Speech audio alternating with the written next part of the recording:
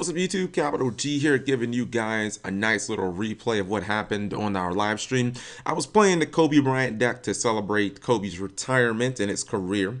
As you can just pause right there, that is the Kobe Bryant deck. We decided Ultra Athletes. We wasn't really sure if I was going to go Venoms or UAs or what. People were like, play Volcanics because Kobe's game is fire. And I was like, oh, that could work. So we decided on Ultra Athletes because, you know, it's got a couple of basketball players in there. I've played Ultra Athletes in the past, never like seriously or anything like that, but I did want to win some matches with Ultra Athletes tonight just to prove, you know, Kobe's great, man. So the Kobe deck has to be great too. So I open up with UA Stadium and then I go midfielder and I think I searched another midfielder, and that's not what I wanted at this point. I had reasoning and I had perfect ace in my hand, so I wanted to get I wanted to get perfect ace, and then I wanted to get, I think is it goalkeeper, whichever one is the one that makes it so the one that's like a mini lose one turn. So right here, I kind of forgot what I searched. I was like, hold on, I definitely don't want another copy of a midfielder. I assume because I played Shatner, I've played him a bunch of times, and he's known for playing Fable Quasar. I assumed he was going to play Fable Quasar, and I was like, okay, as long as I can get two really strong defensive cards on the field turn one. Obviously, I didn't have any of my Solemn Brigade or Kazakh. Those are cards that could just make him not be able to play Yu-Gi-Oh! But if I didn't open up with Solemns or Kaisers, I felt like, oh, it's Blaupacker. Okay. So I felt like as long as I could put like Perfect Ace and Blackbacker, then I'd have a really strong field because I'd have essentially kind of like a mini Solemn and Perfect Ace, you know, kind of like a mini Solemn, and then I'd have Blockbacker, which is essentially a lose one turn. So I figured that was pretty much as good as it was gonna get. So I get Rebounder off of Reasoning, which it kind of sucks that Reasoning's at 1, because if Reasoning was at 3, I'd run 3 Reasonings in this deck. So I was just reading Rebounder's effect. It doesn't have anything relevant because it has to be normal summon to get the whole Monster Reborn effect, or it has to be special summon during your opponent's turn. All right, so I bounce Rebounder, I bounce Midfielder, I get my field of Perfect Ace and the Perfect Ace and the Blockbacker. I was thinking that there was really no point of setting like the Monarch Stoneforth. It's just a card that could get Twin Twistered. I wasn't going to be able to chain it. Worst case scenario, I could just discard it for Perfect Ace. Chances are here, I would probably discard Rebounder because I can just search another copy off a midfielder. I discard my midfielder and draw another midfielder, which I'm like, yay, that's not what I wanted. So definitely, I'm probably going to pitch a midfielder. And then Kazakh is just, it's an excellent card against what's it called? It's an excellent card against Quasar. You know, if assuming they don't make it turn 1. But I wanted to go first because I didn't want to just give him an open field to try and make Quasar against. I wanted to see if I could get my Solemns or something like that. So he summons the Fabled Chawa.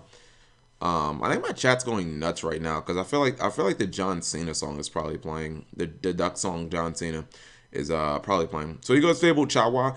I'm trying to wait for him to commit the Fabled Reagan because Fable players love to summon that card after setting everything, after emptying out their hand. So I'm trying to use my effects on Fabled Reagan. Ideally to just blow that motherfucker up or negate it. I would probably just want to use Blockbacker on it because it's not really going to run anything over. I think it's like 2300 attack. It's not running these two dudes over. Alright, so I'm going to use Blockbacker on it probably, and I do so that he doesn't draw any cards. Now, here's the thing. I've got a 50-50 shot. He uses Instant Fusion, and I'm pretty sure he's going to try and summon another Reagan, because he'll use Norden, and then he'll get Chawa back, and then he'll just make Reagan 2. So I'm like, all right, if that card isn't Soul Charge, I basically win. He's nowhere close to Quasar. I'm like, I'm going to go ahead and take out the Instant Fusion / Norden. It's all the same, to be honest, whether I negate Instant Fusion or Norden. I guess if I negate Norden, then I give him a Norden in the graveyard. That's really not relevant. So I go ahead and negate. And I'm like, all right, if that card isn't Soul Charge, this game is pretty much over. You know what I mean? NBA championship is won. Kobe Bryant reigns supreme. He says, I have been baited, and he flips over the Soul Charge. I'm like, this motherfucker.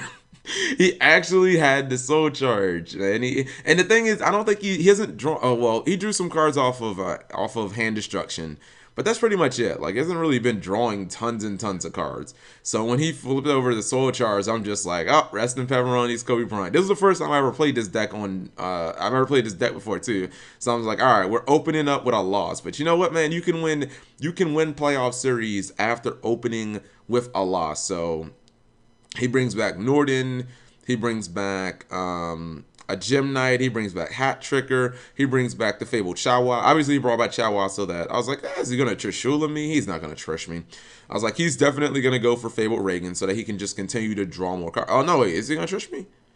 He's using 3. Oh, okay. The levels must have been low. So he does make Reagan. Oh, Reagan, are you 6 or 5?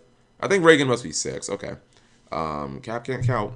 All right. So then he summons Chawa again. And I'm like, all right, well, obviously he's now looking to summon Quasar.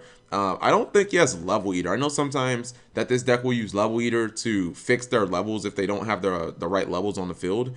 So now he's using Reagan and Chawa. I think he's going to summon, okay, summon Stardust Charge Warrior. At this point, he just wants to keep drawing cards. He just wants to keep, he's already played his most powerful card, which is Soul Charge. So he's just looking to play cards to just continue to draw more cards. Things like Desynchro help him out because if you Desynchro Reagan, you just draw 2 more cards. And yeah, you just draw a fresh new hand of cards. It's not a completely new hand, but 2 cards in Yu-Gi-Oh! Is kind of like a new hand. So he plays Brilliant Fusion. And he's pretty much he's used like every power card that's only once per turn. Because Brilliant Fusion is once per turn, Instant Fusion is once per turn, and Soul Charge is once per turn. So I'm like, if he doesn't make Quasar, he's just gonna have a jumbled, messy field. And that's exactly what happens. He can't make Quasar. And I was like, oh my god, thank goodness. I was like, you see I type in Yugioh. I'm like, you didn't make Quasar. I was like, I'm not gonna give you another turn to try and make Quasar. Not only do I have Kaiser Coliseum, but I'm pretty sure I can wipe his entire board out.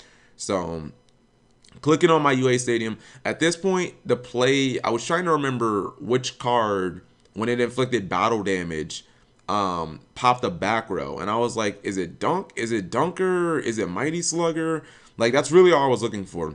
So I summoned Midfielder because that way I could pretty much clear his entire board. I could clear a pretty good portion of his board. Like I could run over Hat Tricker and then I could pop the Brilliant Fusion at the same time. So I looked at Mighty Slugger. I was like, no, that's not it. Then I looked at Rebounder and I was like, I don't think that that's it either. I was like, which of these damn cards has that effect when it does battle damage? You get the pop a back row, and it does piercing battle damage too. I knew it was one of them. Just sometimes I kind of forget which ones are which. I got them all memorized now for the most part. All right. So I'm just reading the effect. I'm like, if this card attacks a defensive monster, do piercing damage, and then you what's it called? If you do, you get the pop a back row. So I was like, all right, he can basically kill 2 monsters at the same time. I wanted to leave him with the synchros because I was like, I don't really fear those. The synchros aren't gonna do anything, especially if I play Kaiser Coliseum and I give you the synchros, or you keep the synchros with Kaiser. You can't really synchro anymore. You know what I mean? Like you really can't do anything with those levels, anyways. All right, so I attack over Hat Tricker, and then I blow up the Brilliant Fusion, and, you know, just to add a little salt in the game, I decide to go ahead and play that Kaiser Coliseum.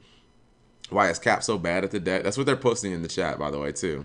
Despite the fact that I'm winning and have 8,000 life points. You see how mean my chat is to me. All right, so now at this point, I don't know what Shiner can top deck that'll get him out of this situation. Obviously, he can't even really use Instant Fusion unless he's playing 1,000 Eyes Restrict for some reason. Not to mention, I would just negate that too. So, I mean, I still have perfect ace on the field. So, it's like, what can you really do under Kaiser Coliseum? You can't summon more than 2 additional monsters. I can still technically negate anything that you do. You know what I mean? So, I feel like I'm in great shape. So, he's activating Fable Chris to, I think it's searches, right? When this card is discarded, select the Fable. Okay, it's reborn for one of your little Fables. So he gets Chawa because it's the tuner, and I don't really know at this point what he's gonna go for. But the thing is, I'm like, all right, if he summons any type of synchro, like even if he summons Quasar at this point, I can negate Quasar's effect, and then if he chains, I'll just perfect ace Quasar. So I'm not even that afraid of Quasar anymore, to be honest. And I feel like I can even get over that card because I've got things like Power Jersey, although I can't search it, but whatever. He makes Coral Dragon, And I think at this point, he kind of just gives up. You see, he starts attacking my back blocker, and then he attacks Perfect Ace, and then he attacks Rebounder. And at this point, Chandler knows that he's lost. He's just like, all right, I give up. I can't make Quasar, so F this. And I think what I'm going to do, I'm going to go for style points here. So it starts my turn. I draw a penalty box, which is it's an okay card. It's not the greatest card. It is annoying. I'm not gonna lie. It's annoying for your opponent to constantly have their monsters get banished. I guess they get thrown in the penalty box essentially. So I'm gonna grab another dunker. I should have gotten rebounder, so I would have had both basketball ones. But all right, I'm like, you know what? Double the dunks, man. Go ahead and I summon dunker. Put everything in attack mode. I should be anyways. Doesn't really matter. I've got the damage just between the two dunkers anyway, because they're both like 3,000 attack. Because the UA Stadium, you gain 500 for each monster on the field. So whatever a UA is special summon anyways. So I go ahead and attack. He draws a card, and that is GG. And the Kobe deck wins. Its first ever match. But yeah, I've got more Kobe replays, guys. And I'm just gonna be doing more highlights of the stream, but I'm gonna talk over them so that there's no copyright infringements or anything like that, so you guys don't have to listen to the random blasting of John Cena and Duck songs and other Lil B and stuff like that. But thank you guys for watching as always.